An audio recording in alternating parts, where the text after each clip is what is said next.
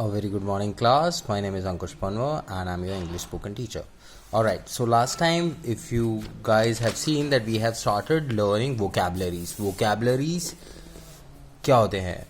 अगर आपने देखा है लास्ट टाइम तो हम लोग ने वोकैबलरी याद करना शुरू कर दिया. वोकैबलरीज क्या होते हैं? वोकैबलरीज वो वर्ड होते हैं जो हमें याद करने चाहिए, जो हमारी पर्सनालिटी और हर चीज़ बिल्डअप करते हैं. ये सारी चीज़ें हमें याद आनी चाहिए. लास्ट टाइम मैंने आप लोगों को 11 वर्ड्स दिए थे याद करने के लिए. आई होप आपने वो सारे वर्ड्स याद कर लिए होंगे. Alright, so today what we are gonna do is we are gonna learn the next few words. Alright, so we are gonna start with the word ambitious.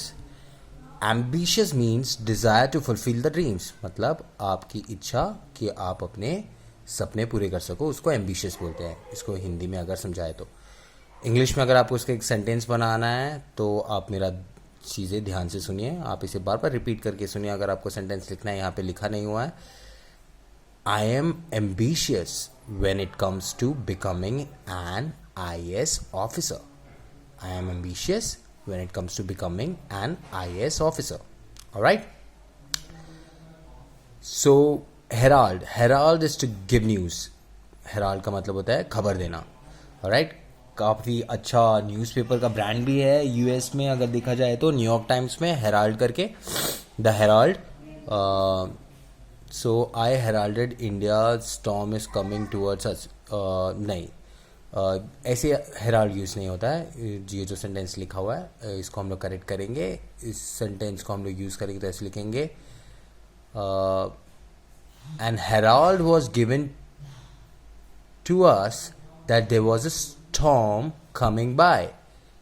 An herald was given to us that there was a storm coming by. मतलब एक news हमें दे दी गई थी कि एक तूफान आने वाला है. फ्यूजिटिव. फ्यूजिटिव का मतलब होता है the prisoner who breaks cells and is on a run. मतलब जो कैदी जेल तोड़ के भाग गया हो उसको हम लोग फ्यूजिटिव कहते हैं. नहीं, ये जो सेंटेंस है ये भी बहुत गलत है. आप ऐसे लिखेंगे, Preet was in jail and she broke the jail and she is on a run, so we should call her fugitive. ये एक सेंटेंस है. Preet is fugitive, she was suppose to be in jail, ये एक दूसरा सेंटेंस है.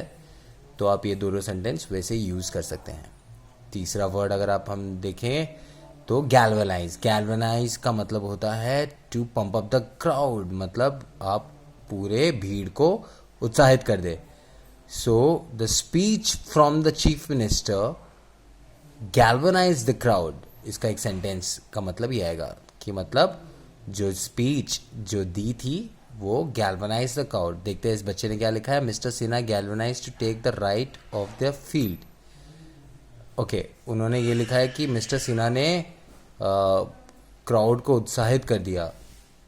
Galvanise the crowd लिखना चाहिए था to take the right of the field, ताकि अपने खेतों के या अपने फील्ड्स के हक ले सके. Alright, sorry about that, I have got a cold nose. So next is miser. Miser is the one who spends less. जो कम खर्च करता है, जो कंजूस होता है. इसका काफ़ी सही उदाहरण दिया है यहाँ पे. Ramesh is a माइजर person. मतलब रमेश एक कंजूस व्यक्ति है. ऑलराइट, फिर हम आते हैं इन्फिनिटी पे. इन्फिनिटी का मतलब होता है एंडलेस, जो कभी ना खत्म होने वाला. All the numbers in the maths are up to infinity. ये इसका एक सेंटेंस आएगा.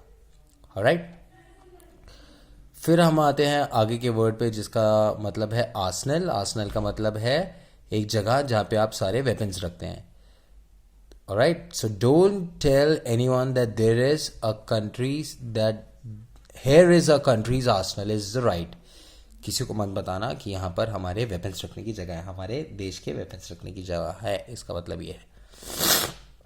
कैंडिड. कैंडिड का मतलब होता है पोलाइट. पोलाइट का मतलब होता है वो व्यक्ति जो बहुत ही डिसेंट और बहुत ही काइंड होता है. तो she is a candid girl, she can't hide her sorrow. मतलब ये बहुत पोलाइट लड़की है, ये अपना दुख छुपा नहीं सकती. ऑलराइट, ये भी सही है. Junkie, a drug addict. वो बंदा जो कि ड्रग का अधीन हो गया हो, जो कोई भी नशे का अधीन हो गया उसको जंकी बोलते हैं. Yesterday I saw a person who was a junkie is also a right sentence. फिर आता है wasted, a person who is so drunk that he is not able to walk, एक इंसान जो इतना पी चुका है कि वो सीधा चल भी नहीं सकता, उसको हम लोग बोलेंगे wasted. He drunk so much that he is wasted, ये बिल्कुल सही है, ये बिल्कुल सही है. He drunk so much that he is wasted.